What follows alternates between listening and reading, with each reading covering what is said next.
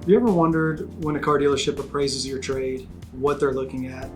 They leave, maybe you're a little bit frustrated, you're there for 10 or 15 minutes waiting on them to come back with the appraisal, and you really have no idea what they're doing. My name is Jim Diguilio. I'm General Manager at Findlay Volvo here in Las Vegas, and I'm going to take you behind the scenes a little bit to show you how we appraise trades at Findlay Volvo to hopefully clear that up a little bit for you guys. So I'm going to pull up a vehicle that I looked at the other day. This is a 2016 Jeep Wrangler Unlimited. And we use at Findlay Volvo a tool that is a software owned by Cox Automotive called vAuto. And this is a pretty robust tool for us that gives us a tremendous amount of information that we can utilize when we're looking at the value of a trade. I've been in the car business for quite a while, and used cars is one of the areas of the business that has changed tremendously in the last 5 years, never mind the last 10 or 15, largely with the amount of information available to both dealers and consumers alike. There used to be a time early in my career where we would appraise a trade, we would take a look at a book value, put a number on it, then put it out on the lot with however much profit margin we thought we wanted to make, and then hopefully somebody would come in and they would buy that car. Now the deal's a little different, right? Because there's a lot of information available to all of us, to the consumer and to the dealership.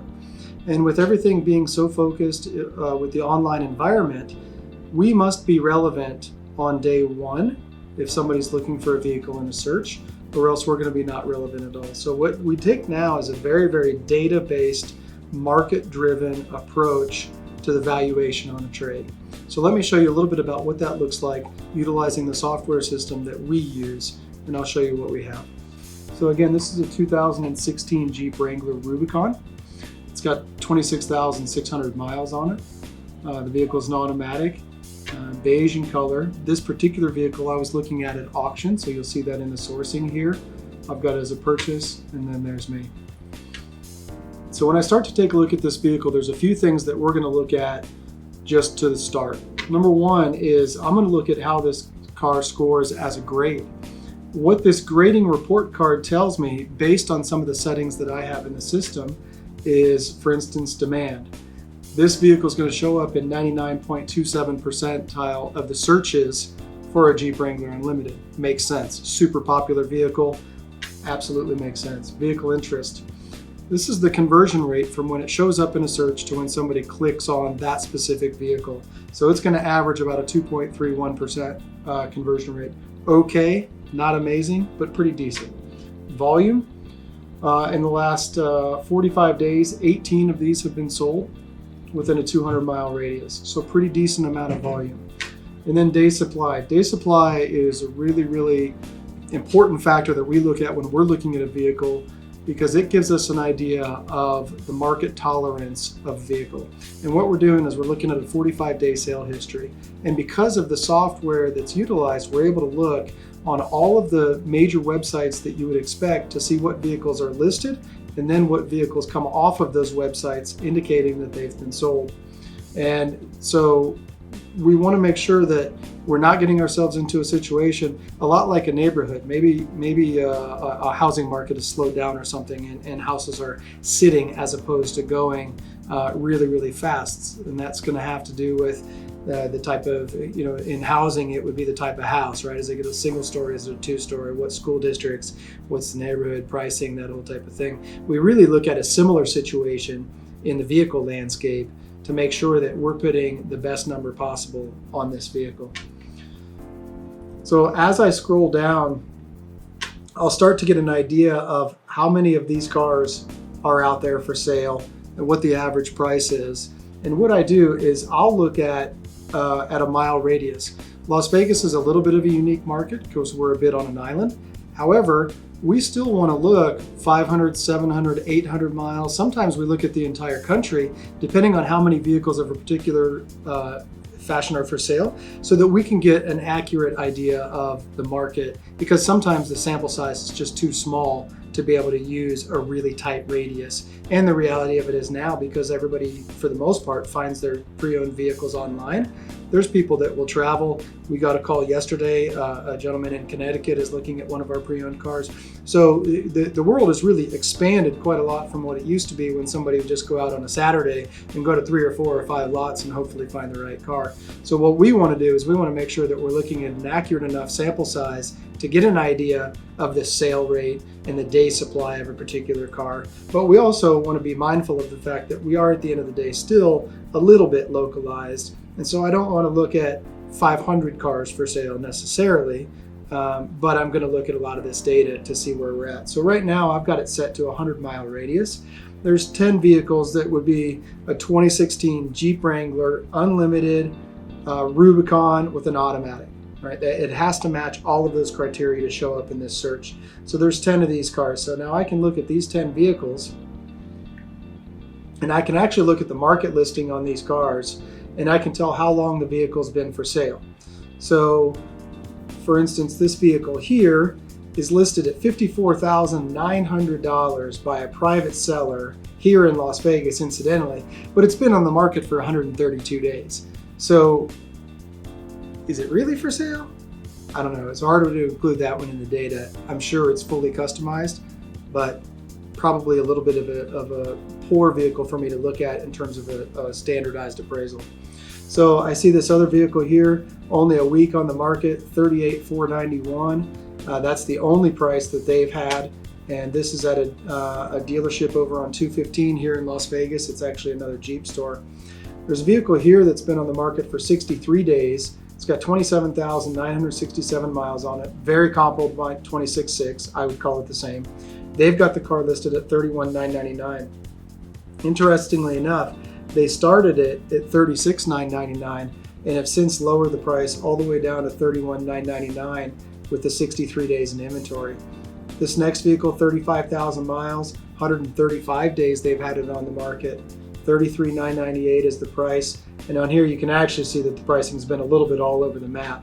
So they started at $35,840, got all the way down to $31,500, and then they went back up to $37,888. So that's a little bit of an interesting pricing matrix that they've used. I'm not exactly sure how they've arrived at all those values, but this gives me an idea of what vehicles are selling and what vehicles are not. These are a bit of a concern, 63 and 135 days on the market.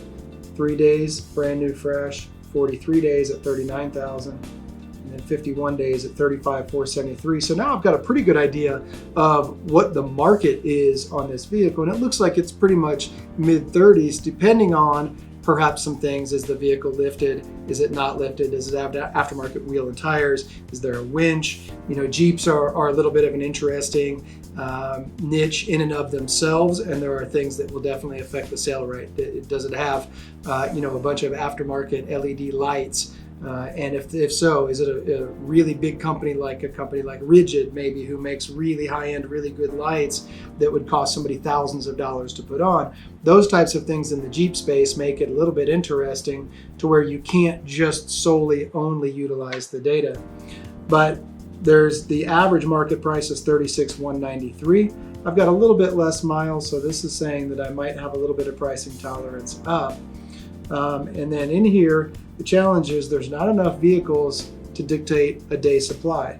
So what I'm going to do is I'm going to increase this to maybe 150 miles, and it only went to 12. Within 150 miles, there's a 98-day supply of cars. 98 is really quite high. We look for cars 30 days, 45 days type of market day supply, because we want to sell our cars in less than a month. And we don't really want to be faced with sitting on a vehicle for a little over 3 months.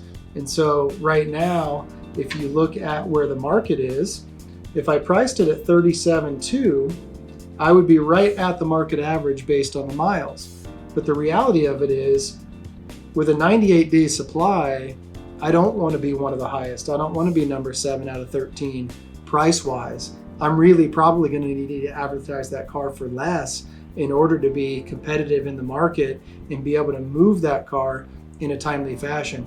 Going back to the housing analogy I mentioned earlier, I might have a fantastic house, but if I'm going to ask $20 or $30 or $40,000 over what the market or the neighborhood is going to dictate, it's going to be difficult for me to sell that home unless there's something really truly unique and special about it.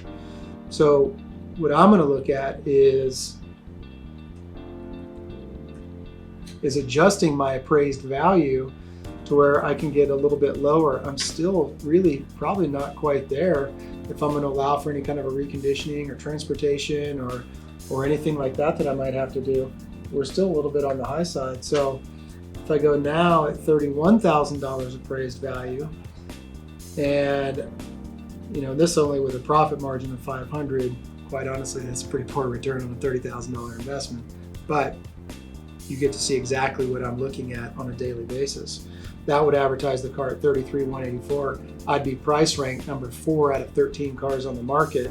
And again, I'm inside of a 150-mile radius.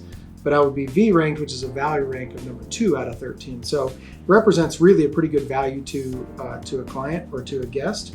And that's the start of what we look at before we look at book values or anything of that nature. I'm going to look at auction reports. I want to see what they're selling for. And I think this thing, I can't remember the grade, I think it was like 4.2 and it was beige. So auction reports right now are showing about 31.5 at the auction. And then I'm also going to look at KBB, and I'm going to take a look at what my book values are to see, and what the book value is going to do is it's going to give me a baseline for lending, because all of our lenders utilize a loan to value formula, again going back to the housing analogy, just like somebody would, a mortgage company would with an appraisal. They want to make sure that they're loaning an appropriate amount of money on that vehicle or that asset class to make sure that they're putting themselves in a decent position. So I have to be mindful of what the book value is, because it will dictate how the next transaction is going to have to go. And we're going to have to pay attention to that. So the lending value on this one is $33,265. So remember, you're also going to have sales tax and that type of thing on top of it. So what happens then is when we go in and we want to look at a vehicle, we're looking at all of this data. We're looking at how it applies to a specific car. We're looking at a market day supply. We're looking at vehicles for sale in the market and how long they've been on the market, and is there anything special or extenuating about any of those types of cars. And so what that does then is it helps us come up with a value that we think is appropriate, hopefully for the client and for the dealership. Because at the end of the day, you as a client deserve to get an appropriate amount of money for the car. And as a dealership, we want to be able to buy the car so that we can resale the car in a timely fashion. And obviously, we do want to be a little bit profitable on that transaction. So hopefully that clears up a little bit about how the appraisal is done. I know it can be a source of frustration for clients, but it's something that we believe in transparency. We believe in a very market-driven approach, a data-driven approach. And so that's what I got. Again, my name is Jim Diguilio, General Manager at Findlay Volvo in Las Vegas.